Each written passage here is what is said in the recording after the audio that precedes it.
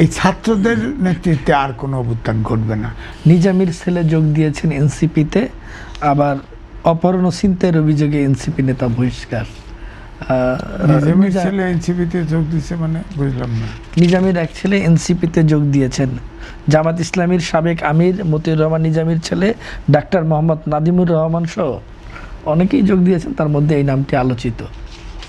আমার জানা নেই নাজিবুর রহমান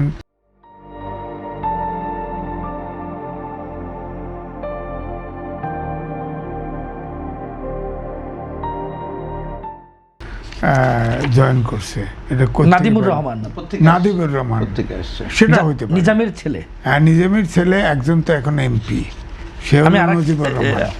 ডাক্তার মোহাম্মদ নাদিমুর রহমান। হ্যাঁ নাদিমুর রহমান আলাদা, তার 4 ছেলে, 4 জন এনসিপিতে যোগ দিয়েছেন। হ্যাঁ হয়তো দিতে পারে। এবং দিনাজপুরে অপহরণ ছিনতাইয়ের অভিযোগে এনসিপির আর একজন নেতা বহিষ্কার হয়েছেন।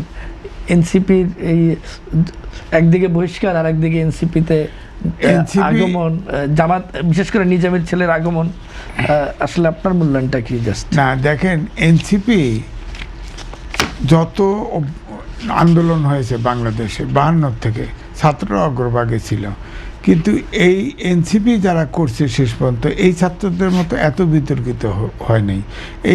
এটা অনেক টুকরা হয়ে গেছে, এটার আমি কোনো সম্ভাবনা দেখি না।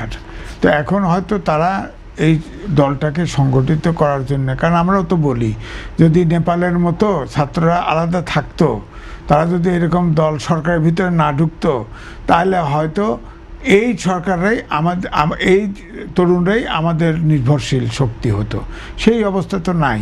এখন তারা ধরেন অনেককে সংগ্রহ করতেছে। ধরেন এক সময় ছিল, দেখেন যখন ডক্টর মোহাম্মদ ইউনূস সব প্রশাসক বদলায়,